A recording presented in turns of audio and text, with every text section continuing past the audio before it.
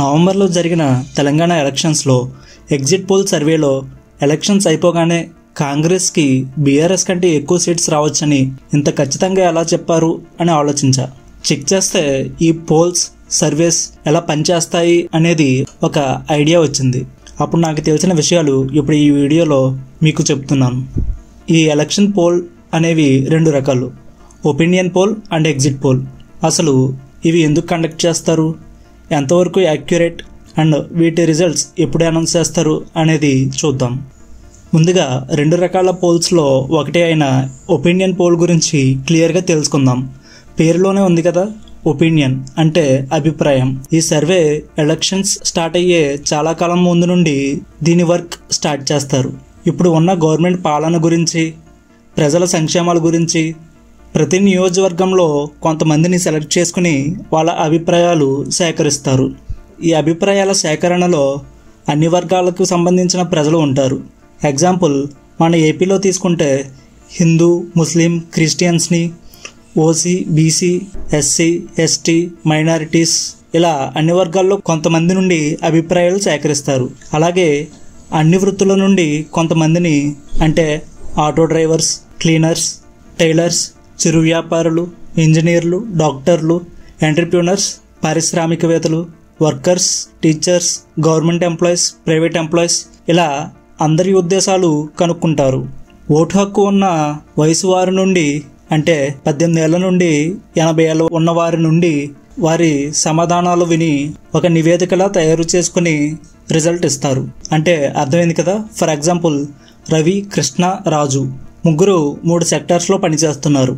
Ravi auto mechanic అనుకుంటే Krishna private కంపెనీలో employee, రాజు government employee అనుకుందాం. రవికి గవర్నమెంట్ పాలన నచ్చొచ్చు, కృష్ణకి నచ్చకపోవచ్చు, రాజుకి నచ్చొచ్చు. ఇలా రవి లాంటి ఆటో మెకానిక్స్ని కొంతమందిని ప్రశ్నిస్తారు. అలాగే కొంతమంది కృష్ణలను, కొంతమంది రాజులను ప్రతి నియోజకవర్గంలో ప్రశ్నిస్తారు. ఇలా వారి నుంచి వచ్చే డేటా అంతా కలెక్ట్ చేసుకుని ఒక రిపోర్ట్లా రెడీ చేసుకుని నియోజకవర్గం వారీగా రిజల్ట్స్ ఇస్తారు. ఇప్పటి వరకు ఈ ఒపీనియన్ పోల్ సర్వే ఎలా చేస్తారో చూసాం కదా. ఇప్పుడు ఎవరు చేస్తారో చూద్దాం. జనరల్గా ఈ సర్వేలు డిజిటల్ టీవీ ఛానల్స్, అలాగే ప్రింటెడ్ న్యూస్ పేపర్స్, కొన్ని ఎలక్షన్ సర్వే బాడీస్, కొన్ని ఎన్జిఓస్ ఇలా పైన చెప్పిన వారందరూ ఈ సర్వేలు చేస్తారు. ఇంకా వీటి రిజల్ట్స్ ఎలక్షన్స్కి ఒక వారం ముందో, ఒక నెల ముందో ఇస్తారు. Politics heat of the moment ఉన్న కండిషన్లో ఈ రిజల్ట్స్ ఇస్తారు. ఒపీనియన్ సర్వేలు కొన్ని నెలల ముందు నుండి మొదలుపెట్టినప్పటికీ ఎలక్షన్స్ ముందు ఉండే పరిణామాల వల్ల ఈ సర్వే రిజల్ట్స్ ఇచ్చింది ఒకటైతే అసలు మెయిన్ ఎలక్షన్స్ రిజల్ట్స్ వేరేగా ఉండొచ్చు. ఈ opinion poll survey results release చేయడానికి ముందు ఈ సర్వేలు ఎవరైతే చేస్తున్నారో వారు ఎలక్షన్ కమిషన్ ఆఫ్ ఇండియా పెట్టిన కొన్ని రూల్స్ని, కండిషన్స్ని ఫాలో అవ్వాలి. ఎలా పడితే అలా కాకుండా ఎంత ట్రాన్స్పరెంట్గా చేశారో తెలియజేయాలి. అలాగే ఏ మెథడాలజీ వాడారో కూడా చెప్పాలి. ఫేస్ టు ఫేస్ ఇంటర్వ్యూసా లేదా టెలిఫోన్ సర్వేసా అనేది చెప్పాలి. శాంపుల్ సైజ్ అంటే ఎంతమంది నుండి డేటా కలెక్ట్ చేశారో ప్రజలకి చూపెట్టాలి. ఏ పార్టీకి లొంగకుండా ఇచ్చిన రిజల్ట్స్ అనేది కూడా స్పష్టంగా చూపించాలి. డేటాని ట్యాబులేట్ చేసి విన్నింగ్ పర్సంటేజ్గా చెబుతున్నప్పుడు మార్జిన్ ఆఫ్ ఎర్రర్స్ కూడా లిస్ట్ చేయాలి. అలాగే ఎలక్షన్స్ జరిగే 48 అవర్స్ ముందు ఎటువంటి సర్వేలు కానీ రిజల్ట్స్ కానీ అనౌన్స్ చేయకూడదు. ఇలా ఈ రూల్స్ అన్ని ఎవరైతే సర్వే కండక్ట్ చేస్తారో వారు ఫాలో అవ్వాలి. ఇది ఒపీనియన్ సర్వే గురించి.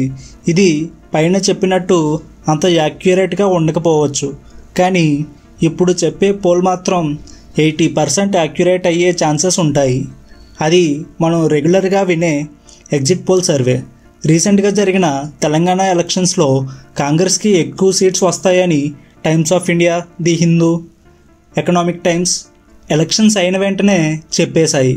ఇది ఎలా అంటే, ఇంతకుముందు మనం చెప్పిన ఒపీనియన్ పోల్ ఎలక్షన్ ముందు చేసే సర్వే, కానీ ఇప్పుడు చెప్పే ఎగ్జిట్ పోల్ సర్వే ఎలక్షన్స్ అయ్యాక చేసే సర్వే. ఎగ్జిట్ పోల్ సర్వే ఎలా కండక్ట్ చేస్తారో ఇప్పుడు చూద్దాం. తెలంగాణ ఎలక్షన్స్ని ఒక ఉదాహరణగా తీసుకుని చెప్తాను, మీకు అర్థమవుతుంది. నవంబర్ 30, 2023 మార్నింగ్ 7 నుండి ఈవినింగ్ 6 వరకు తెలంగాణలో అసెంబ్లీ స్థానాలకు ఓటింగ్ జరిగింది. ఈవినింగ్ 6 తర్వాత ఓటు వేసిన కొంతమందిని ర్యాండమ్గా ఎవరికి ఓటు వేశారో అడుగుతారు. ఇలా ప్రతి నియోజకవర్గంలో ప్రజలందరినీ అడిగి వారి నుంచి ఆన్సర్స్ని రిజల్ట్గా చెప్తారు. దీని రిజల్ట్స్ ఇవాళ ఎలక్షన్స్ అయితే ఇవాళ లేదా తర్వాత రోజు మార్నింగ్కి న్యూస్ పేపర్లో వచ్చేస్తాయి. డైరెక్ట్గా ఓటు వేసిన వారి నుండి అడగడం వల్ల ఎగ్జిట్ పోల్ రిజల్ట్స్ అనేవి చాలా యాక్యురేట్గా ఉంటాయి. ఈ ఎగ్జిట్ పోల్ రిజల్ట్స్ వల్ల ఓటర్స్ మీద ఎలాంటి ప్రభావం ఉండదు, ఎందుకంటే ఎలక్షన్స్ అయిపోయాక జరుగుతున్నాయి కాబట్టి. తెలంగాణ ఎలక్షన్స్ నవంబర్ 30న అయిపోగానే డిసెంబర్ 1కి యాక్సిస్ మై ఇండియా అనే పోలింగ్ సర్వే ఇచ్చిన రిజల్ట్స్ ఏంటంటే తెలంగాణలో కాంగ్రెస్ విజయం సాధిస్తుందని చెప్పారు. ఎలక్షన్స్ నవంబర్ 30న అయినా కానీ నెక్స్ట్ డేనే ఏ గవర్నమెంట్ విజయం సాధిస్తుందనేది ఈ ఎగ్జిట్ పోల్ సర్వే ద్వారా క్లియర్గా తెలుసుకోవచ్చు. వారం రోజుల తర్వాత ఇచ్చే రిజల్ట్స్ వరకు వెయిట్ చేయాల్సిన అవసరం కూడా ఉండదు. ఇది ఎగ్జిట్ పోల్ సర్వే పవర్. కానీ ఇప్పుడున్న పరిస్థితుల్లో ఎలక్షన్స్ ముందు వచ్చే ఒపీనియన్ పోల్స్ రిజల్ట్స్ యాక్యురసీ తక్కువ అయినప్పటికీ కొంతమంది పెయిడ్ మీడియా వాళ్ళు సర్వేలు చేయకుండానే చేశామని చెప్పి వాళ్ళకి డబ్బులు ఇచ్చిన పార్టీకి అనుకూలంగా ఒపీనియన్ పోల్ రిజల్ట్స్ని రిలీజ్ చేసి ఓటర్స్ని తమ వైపు తిప్పుకునేలా చేస్తున్నారు. సో అలాంటి వాటిని మీరు గమనిస్తూ ఉండండి.